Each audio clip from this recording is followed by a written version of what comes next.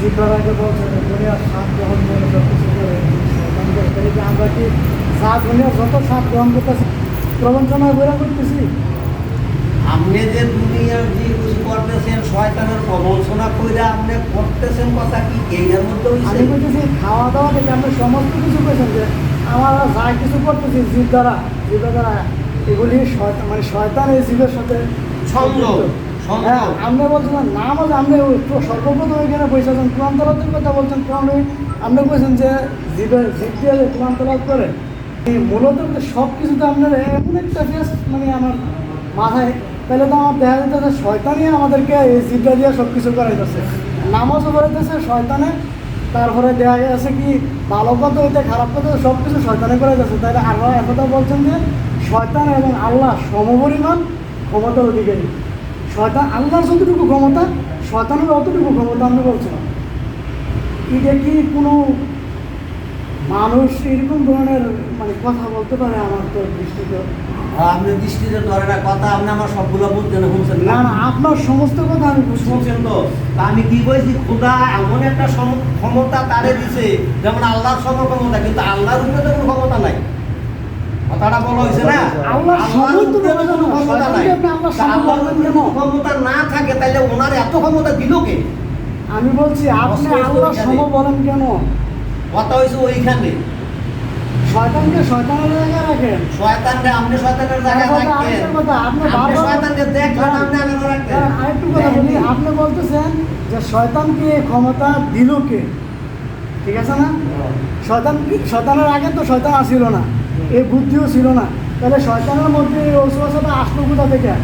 এর কথা দ্বারা আপনি বুঝাইতে চাইতেছেন যে শয়তানকে এটা দিচ্ছে নাকি? আবার আপনি বলতেছেন যে এই যে আমরা মানুষ আমাদেরকে আল্লাহ তাআলা বিবেক দিছে, জ্ঞান দিছে, বুদ্ধি দিছে, আমরা ভালো কোনটা খারাপ কোনটা দুটোটা যাচাই করে আমাদের ওইরকম মেধা আল্লাহ আমাদেরকে দান করছে।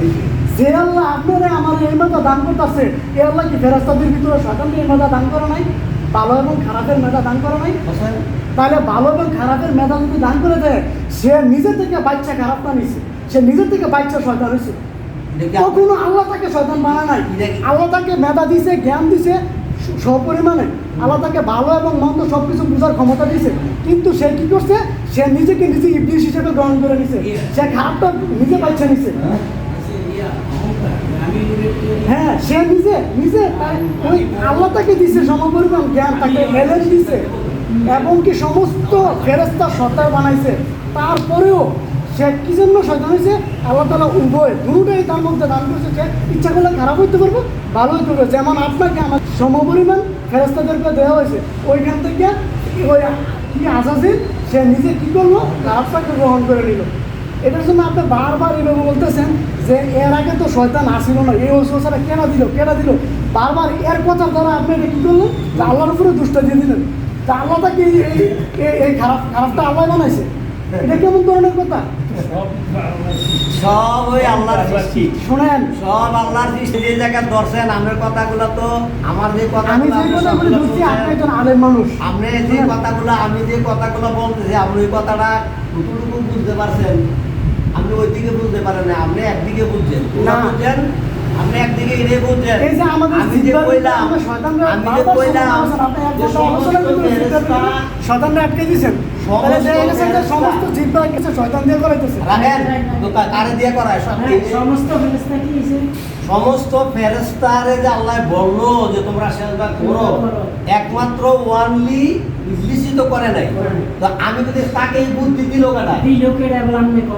তাইলে এই বুদ্ধিটা তাকে দিল কেন? এই বুদ্ধিটা সে পাইলো কোথায়? কারণ তার আগে তো শয়তান ছিল না। এখন আপনি বলেন তার আগে শয়তান ছিল না। তাইলে এই বুদ্ধিটা যদি তারে যদি কেউ দিয়ে না থাকে তাহলে সে বুদ্ধিটা আসলো পেতে গিয়া অবশ্যই এইখানে কি হয়েছে? যে কোনো একটা কারণ ঢুকছে, না ঢুকলে তো আর এককভাবে একটা হইতে পারে না।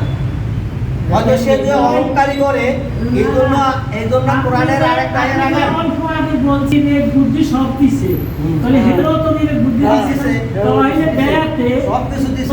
কইছে সেজদা করতে এই আদমকে